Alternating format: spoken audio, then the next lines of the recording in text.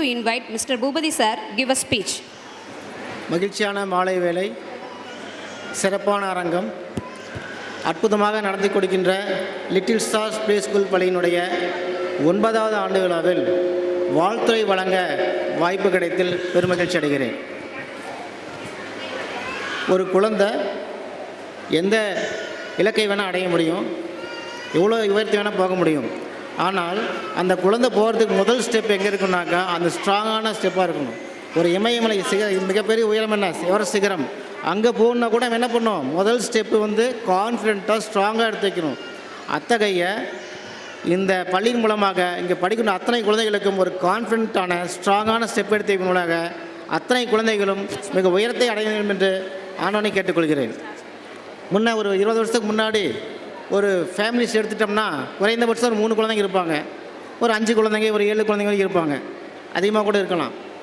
ஆனால் அப்போ இருந்த அப்பா அம்மா தாத்தா பாட்டி யாருமே சைல்டு சைக்காலஜி பற்றி தெரியாது, குழந்தை வளர்ப்பு முறைகளை பற்றி யாரும் அந்த புக்கை பார்த்து தேடி ஓடினது கிடையாது. ஆனால் இப்போ ஒரு குடும்பத்தில் ஒரு குழந்தை தான் இருக்காங்க, 2 குழந்தை அதிகபட்சமாக இருக்கலாம். ஆனால் இப்போ இருக்கிற அப்பா அம்மா தாத்தா பாட்டி என்ன பண்ணுறாங்க, சைல்டு சைக்காலஜி பற்றி தெரிஞ்சுக்கணும்னு ஆசைப்பட்றாங்க. அதுக்காக தேவைகள் அதிகமாக இருக்குது. அதே மாதிரி குழந்தை வளர்ப்பு முறைகளை பற்றி நம்ம நிறைய புத்தகங்களை தேடி ஓடுறோம், யூடியூப்பில் சர்ச் பண்ணுறோம், டாக்டரை கூட கன்சல்ட் பண்ணுறோம். ஏன் அப்படின்னாக்கா நாம் இந்த சமுதாயத்துக்கு தகுந்த மாதிரி நம்மளை நாம் மாற்றிக்கணும். அந்த காலகட்டத்தில் ஒரு பேரண்ட்ஸ் எல்லாமே இருக்கும். ஒரு குழந்தை அடம் பிடிக்குதுனாக்கா நாம் என்ன பண்ணோம், குழந்தைக்கு பொறுமையை எடுத்து புரிய வைக்கணும். எல்லா விஷயத்துக்குமே பேரண்ட்ஸ் என்ன சொல்கிறாங்க, எஸ் சொல்கிறாங்க அப்படின்னு இருக்கக்கூடாது. நோ சொல்லி பழகணும். எந்த விஷயத்துக்கு நோ சொல்லணுமோ அந்த விஷயத்துக்கு நோ சொல்லுங்கள், எதுக்கு எஸ் சொல்லணுமோ அதுக்கு எஸ் சொல்லுங்கள். ஒருத்தர் பேரண்ட் சொல்கிறாங்க, என் குழந்தைய நான் அழுக வைக்கவே மாட்டேன், என் குழந்தை அழுத என்னால் தாங்கவே முடியாது, என் குழந்தை அழுகிறதுனா நான் அதுக்கு என்ன வேணால் பண்ணுவேன் அப்படின்றாங்க. அதெல்லாம் ஒரு சரியான ஒரு தீர்வு கிடையாது. ஒரு குழந்தை அடம் பிடிக்கிறாங்கனாக்கா நம்ம என்ன பண்ணோம், அதுக்கு நம்ம எடுத்து புரிய வைக்கணும். அது ரொம்ப கஷ்டம்தான், இல்லைன்னா சொல்லலை. ஆனால் நல்லா தெரிஞ்சுக்கோங்க, கண்டிப்பாக வேணும். ஒரு நாணயத்தில் 2 பக்கம் இருக்குது, அப்போ தான் அந்த காசு செல்லும். அது மாதிரி குழந்தைகள் வருங்காலத்தில் இந்த சுச்சுவேஷன்ஸை மேனேஜ் பண்ணணும் அப்படின்னாக்கா அந்த குழந்தைகள் என்னென்னா கண்டிப்பாக முக்கியம், பாசமும் முக்கியம். பாசத்துடன் கூடிய கண்டிப்புடன் கூடிய பாசமும் தான் ஒரு குழந்தை என்ன பண்ணணும், மேலே கொண்டு வரும். எவ்வளோ கஷ்டமான சூழ்நிலையிலையும் அந்த குழந்தை தாங்கிக்கிட்டு இழுத்துன்னு போராடி வரணும்னாக்கா அந்த குழந்தை சொல்கிறதெல்லாம் நம்ம சரி கேட்டுகிட்டே இருந்தோம்னாக்கா அது ரொம்ப கஷ்டம். ஒரு சின்ன விஷயத்துக்கெல்லாம் அந்த குழந்தை என்ன பண்ணுவாங்க, மனசு உடைஞ்சு போயிடுவாங்க. அதை சரி பண்ணுறது ரொம்ப கஷ்டம். 5இல் வளையாதது 50இல் வளையாதுன்ற மாதிரி நீங்கள் சின்ன வயசுலேருந்தே குழந்தைங்களுக்கு அந்த சுச்சுவேஷன்ஸை க்ரியேட் பண்ணுங்கள். எஸ்ஸும் சொல்லுங்கள், நோவும் சொல்லுங்கள். அப்பா திட்டினா அம்மா கண்டிங்க, அம்மா பாசமாக இருக்கலாம், அம்மா திட்டுறப்போ அப்பா பாசமாக இருக்கலாம். ஒரே நேரத்தில் 2 பேரும் பாசத்தை கொண்டு வராதிங்க. மாறி பண்ணாக்கா அந்த குழந்தை யோசிக்கும், ஸோ இந்த இடத்துல தப்பு பண்ணியிருக்கோம், ஸோ அப்பா சொல்லியிருக்காரு, இந்த இடத்துல நம்ம சரியாக இருக்கோம், அம்மா ப்ரைஸ் பண்ணுறாங்க அப்படின்ற குழந்தைய அந்த பக்குவத்தை கொண்டு வரணும். அதே மாதிரி தவறு செய்தால் அப்பா அம்மா திட்டுவாங்க, ஆசிரியர் திட்டுவாங்கன்ற எண்ணத்தை கொண்டு வராங்க. ஸோ அதன் மூலமாக அந்த குழந்தைங்க என்ன பண்ணால் நல்லபடியாக கொண்டு வந்துடலாம்.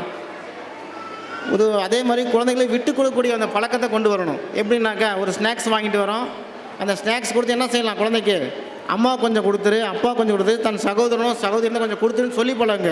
ஒரு பிளேட்டில் போட்டு கொடுக்க சொல்லுங்கள். நம்ம பாக்கெட்டை அப்படியே கொடுத்தா என்ன ஆகுனாக்கா அந்த குழந்தைங்க தானே வச்சு சாப்பிடும், பக்கத்தில் சண்டை தான் வரும். விட்டு கொடுக்குற பழக்கம் வேணும். நான் ஒரு 5 வருஷத்துக்கு முன்னாடி ஓலைப்பட்டி பள்ளியில் ஒர்க் பண்ணிகிட்டு இருந்தேன். அப்போ அந்த பேப்பரில் சைக்கிள் ரேஸுன்னு சொல்லிட்டு ஒரு ஆடு வந்திருந்தது. என்னுடைய பள்ளி மாணவர்கள் 3 பேர் சார் நாங்களும் சைக்கிள் ரேஸ் கலந்துக்கிறோன்னு சொல்லியிருந்தாங்க. ஏன்னா நான் உங்கள் வீடு ரொம்ப தூரத்தில் இருக்குது, அதெல்லாம் வேண்டாப்பான்னு சொன்னேன். ஒரு 3 ஸ்டூடெண்ட்டை மட்டும் சார் நாங்களும் கலந்து ரொம்ப ஆசைப்பட்டாங்க. சரி ஓகே அப்படின்னு சொல்லிட்டு அவங்கள கூட்டிகிட்டு வந்தோம். எங்கன்னா குரங்கு சாவடி இருக்குல்லையே, அங்கே தான் மொத்தம் அப் அண்ட் டவுன் மொத்தம் 10 கிலோமீட்டர் சைக்கிள் ரேஸு. குரங்கு சாவடி ஸ்டார்ட் பண்ணி எட்டிப்பட்டி பைபாஸு ஜங்ஷன் மேலே ஏறி போயிட்டு வர மாதிரி 7 o'clock சண்டே 7 o'clock ஃபங்க்ஷன் சொல்லியிருந்தாங்க ரேஸுன்னு. நாங்கள் 6:30க்கே போயிட்டோம். ஆனால் அங்கே போனதுக்கப்புறம் என்னுடைய ஸ்டூடெண்ட்ஸ் என்ன சொன்னாங்கன்னா, சார் நாங்கள் வந்திருக்கே கூடாது, ஏன் தம்பி அப்படி சொல்கிறீங்க சார், இங்கே இருக்க ஸ்டூடெண்ட்ஸ் எல்லாம் கீர் சைக்கிள் வச்சுருக்காங்க சார், சூப்பராக இருக்குது சார், சைக்கிளு ஸ்போர்ட்ஸ் சைக்கிள் வச்சுருக்காங்க சார், எனக்கு எப்படி சார் ஜெயிக்க முடியும் அப்படின்னாங்க. நான் சொன்னேன், தம்பி நீ எப்போல்லாம் சைக்கிள் ஓட்டுவேன்னு கேட்டேன். சார் எங்கள் அப்பாவுக்கு சாப்பாடு கொண்டு வரப்போ நான் சைக்கிள் ஓட்டுவேன், சந்தைக்கு போனால் சைக்கிள் ஓட்டுவேன், ஏதோ கடைக்கு போனால் சைக்கிள் ஓட்டுவேன். எவ்வளோ ஓட்டுவேன், 5 கிலோமீட்டர் ஓட்டுவேன் சார். வாழைப்பட்டிலேருந்து துளசம்பட்டிக்கு 5 கிலோமீட்டர் போயிட்டு 10 கிலோமீட்டர். கண்ணே அந்த பசங்க ஜெயிப்பாங்களா எனக்கு தெரியாது, ஆனால் என்ன பண்ணலாம், நீங்கள் கண்டிப்பாக ஜெயிப்பீங்க அப்படின்னு நம்பிக்கை எனக்கு நீங்கள் கலந்துக்கிறான்னு சொன்னேன். அதே மாதிரி அந்த பசங்க second prize, third prize, fourth price மொத்தம் 10 ப்ரைஸ் கொடுத்தாங்க, இல்லை 3 ப்ரைஸ் வாங்கிட்டாங்க. ஆனால் ஃபஸ்ட் ப்ரைஸ் மட்டும் அடிக்கலை. அந்த ப்ரைஸ் அனௌன்ஸ் பண்ண உடனே அந்த பசங்க எங்கிட்ட வந்து என்ன சொன்னாங்க, சார் ஃபஸ்ட் ப்ரைஸ் நான் தான் சார் வரணும், அவன் வந்துட்டான் சார், என்ன காரணம்னு கேட்குறப்போ அந்த வந்த பையன் சைக்கிளில் வரப்போ கீழே விழுந்துட்டான்.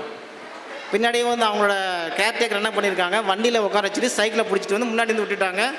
அப்போ வந்தப்போ அந்த பையனை வந்து தவறுதலாக அந்த மார்க் பண்ணுறவங்க இவன் தான் ஃபஸ்ட் ப்ரைஸ்ன்னு சொல்லிட்டாங்க. அதனால் அந்த பையன் ஃபஸ்ட் அனௌன்ஸ் பண்ணிட்டாங்க. அந்த எங்கிட்ட வந்து சொன்னாங்க. நான் சரி போய் கேட்கலான்னு போகிறப்போ அந்த பேரண்ட் இருக்காங்க இல்லையா, அந்த பையன் ஃபஸ்ட் ப்ரைஸ் வந்த உடனே அந்த பையனை வந்து அவ்வளோ ப்ரைஸ் பண்ணிக்கிட்டு ரொம்ப கண்ணீர் விட்டுக்கிட்டு ரொம்ப சந்தோஷமாக பூஸ்ட்டு கொடுத்துட்டு ரொம்ப அந்த இடமே ரொம்ப சந்தோஷமாக இருந்தது. எனக்குமே பார்க்க சந்தோஷமாக இருந்தது. இன்னும் அந்த பசங்களை கூப்பிட்டு கேட்டேன், கண்ணே நான் போய் கேட்கவா வேண்டாமான்னு கேட்டேன். சார் கண்டிப்பாக கேளுங்க சார். நாங்கள் கண்ணே நான் போய் கேட்டால் அந்த சந்தோஷம் கெட்டு போயிருங்கண்ணே, நீ சொல்லு நான் போய் கேட்கட்டுமா வேண்டாமான்னு. அந்த பசங்க யோசிச்சு வேணாங்க சார், நாம் என்ன சும்மா வந்தால் கலந்துட்டு போகிறோம், ஒன்றும் இல்லைங்க, ப்ரைஸ் முக்கியம் இல்லை சார்னு சொன்னாங்க. ஸோ அந்த மாதிரி விட்டு கொடுக்கின்ற பக்குவம் உங்கள் குழந்தைங்க நீங்கள் சொல்லிக் கொடுங்க. ஒரு கதை மூலமாக சொல்லலாம், ஒரு விஷயமான சொல்லலாம். அது மாதிரி சொல்லிக் கொடுக்குறது மூலிமா அந்த குழந்தைகள் எதிர்காலத்தில் சிறந்த ஒரு பர்சனாலிட்டி டெவலப்மெண்ட்டோட ஒரு ஆளுமைத்தன்மையோடு அந்த குழந்தைகள் வருவாங்க. ஸோ நாம் டிவி பார்க்குறோம், நாம் செல்ஃபோன் பார்க்குறோம், குழந்தைங்க இருக்காங்க. நாம் செல்ஃபோன் பார்க்காம இருந்தால் குழந்தைங்க செல்ஃபோன் பார்க்க நம்மகிட்ட பேசிகிட்டு இருப்பாங்க. நாம் டிவி பார்த்துட்டு இருந்தால் குழந்தைங்க அங்கே தான் பார்த்துட்டு இருப்பாங்க. முன்னே நம்ம சரி பண்ணிக்கிறோம் அப்படின்னு கேட்டுக்கிட்டு இந்த வாய்ப்புக்கு நன்றி கூறி பாராட்டுகிறேன். நன்றி, வணக்கம்.